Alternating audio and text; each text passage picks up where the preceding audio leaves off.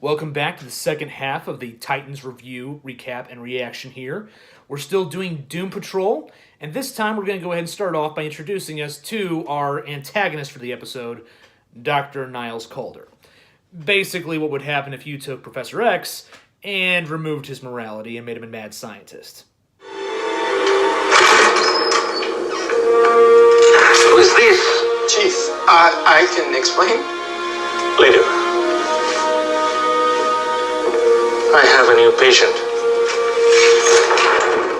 Caulder is basically a one-man mad scientist team to create the entire Doom Patrol, and is constantly performing experiments on people who are in tragic conditions that I'm sure he had nothing to do with. This time, though, he's doing it with some young girl who's apparently been severely burned. When her body temperature starts to drop because of the weird liquid he injected her with, Raven steps in and helps out, again demonstrating that this episode, the point of her powers is mostly good. I can help ease her pain. I know you're frightened. It's okay. Okay, I know I've been kind of referring to Dr. Caulder in a way that implies he's a bad guy, but he's really more of a morally deficient hero, which you can kind of see here when he talks to Beast Boy, and clearly exposes some paternal affection on his part, but is mostly just establishing his control freak credentials. I have only asked for one thing from you over the years. What is it? To trust you. I'm very disappointed in you, Garfield. Cliff, Larry, and Rita, they cannot go where you can. If we get discovered, they will end up locked away like Rita once was. Experimented on. Tortured. You are an incredibly selfish boy. Okay, I don't like Never disobey me again. Yes, sir. Okay, so this is why Beast Boy is going to break this deal.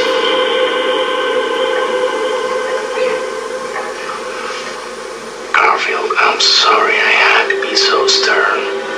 You know how much I care about you and the others, don't you? Yeah, but I know Doom Patrol's history from the Good. comics. And there's Now reasons tell me, not to like the when these girls touched our new patient, she healed her. What else is she capable of? Cut over to Corey and Dick, who found a lead they can track down with the guy who, shot his buddy accidentally. But, well, I was hoping for good cop, bad cop, and it wound up being more police brutality and the guy actually being saved by the black girl from outer space. Hey, you can't do that. I need you to answer my questions. Better go off you.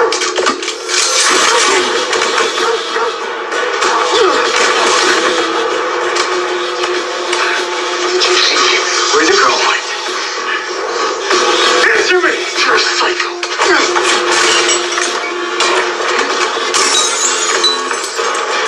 Did you hurt her? Did you touch her? Did you touch her? Did you hurt her? Dick?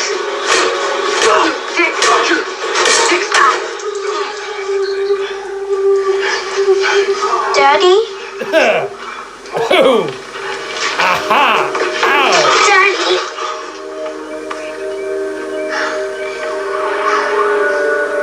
So while Corey starts to confront Dick on his whole darker impulses, we cut away to see Dr. Caulder starting to express some of his experimental ideas to Raven, which quickly takes a turn for, "Let me experiment on you." Yes, I know it's not the right accent, please just forgive me.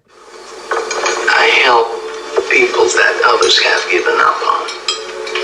I go beyond what medical science is willing to do. Because I believe in hope. Don't you? Our dear Rita had been in an institution for decades after a toxic gas left her cells unstable. I freed her. And I'm very thankful, Chief. Then Larry, a pilot in the Air Force, he crashed his plane and was exposed to a negative energy. He was given mere days to live. That was over 50 years ago. Cliff's story you already know.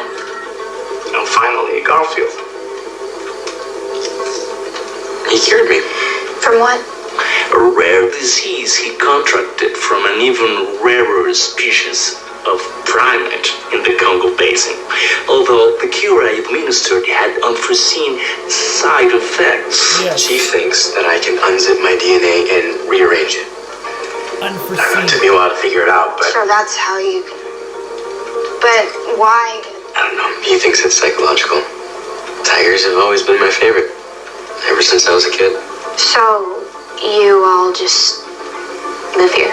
This isn't simply a sanctuary, Rachel. It's an incubation chamber, an experiment. The work I do on them will push medical science forward decades in a matter of years. And while Corey and Dick are driving to the Calder mansion to confront these guys and get back Raven, Starfire actually gets to kind of like trigger an awakening in Dick to realize that actually he was wrong with his earlier speech in that episode before, where he tried to tell Raven that it's all on you have to be alone and by yourself, which is actually kind of nice, and I like this, and Anna Diop is doing a good job. What I do know is that no one manages alone. That's good. I don't have to remember much to remember that.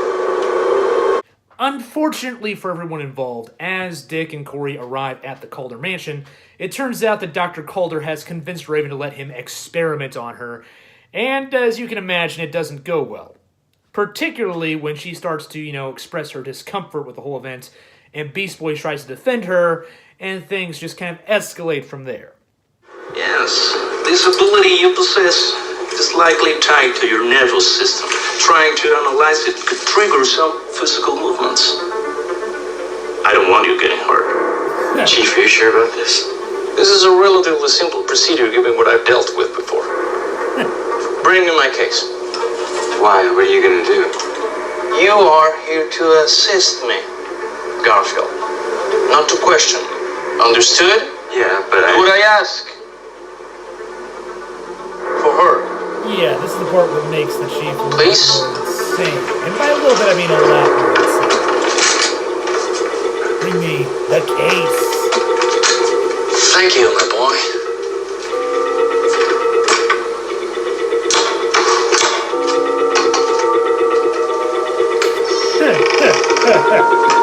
I can remove whatever's inside you.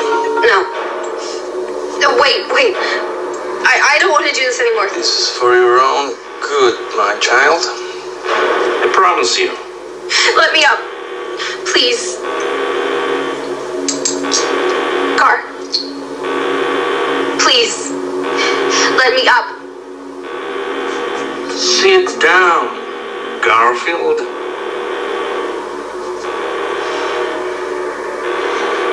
Sit back down.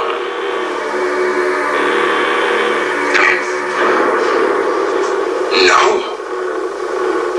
She doesn't want to do this anymore. We're gonna untrap her. Leave this room now. Chief, let her go.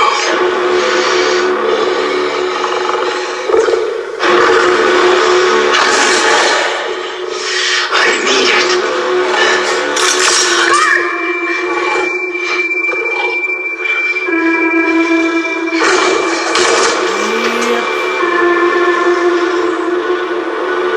Chief's gonna regret that. He'll be alright. You hurt him. You hurt my friend.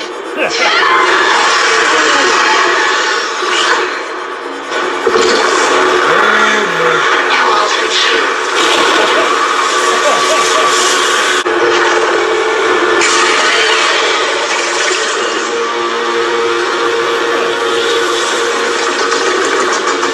Oh.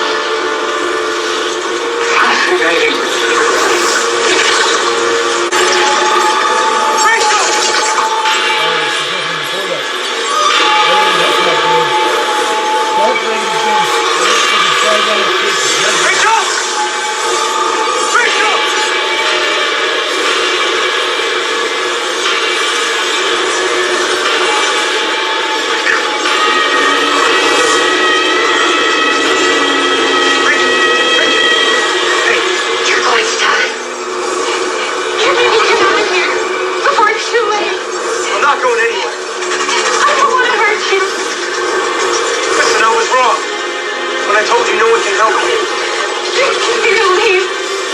Please. At the church, when I said you're on your own. Okay, I was wrong. You're not on your own.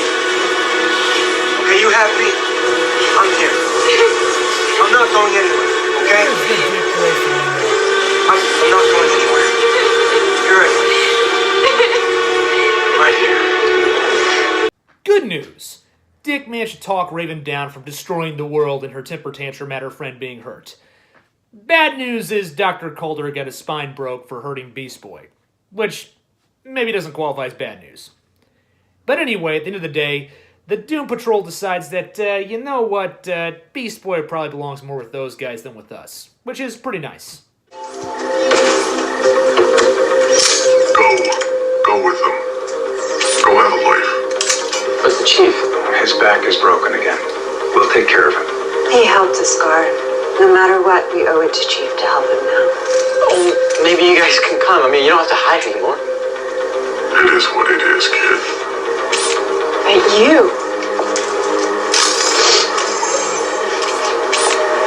You can have more than us.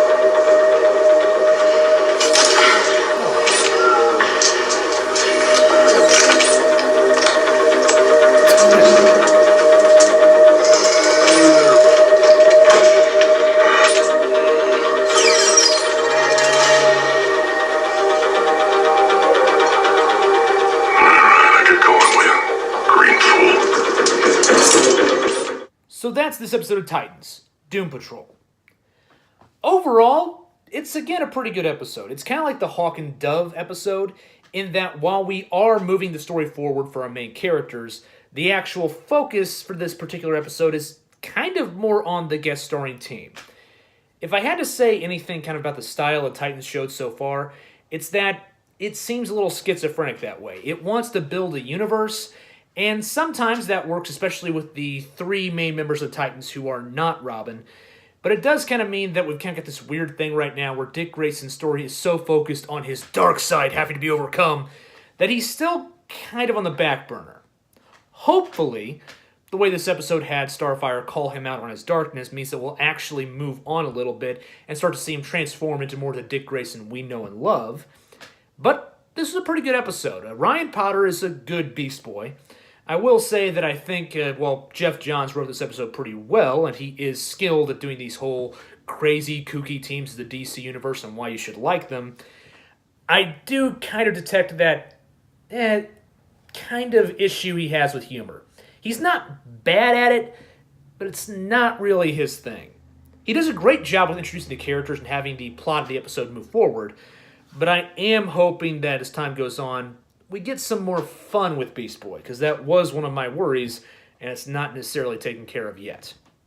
So, hopefully you enjoyed these two recap and reaction videos. You can watch the rest of the season's reactions thus far. I put them all in one single playlist, and we also do have a reaction from myself and my podcasting partner, The Condor, in podcast form to the first two episodes.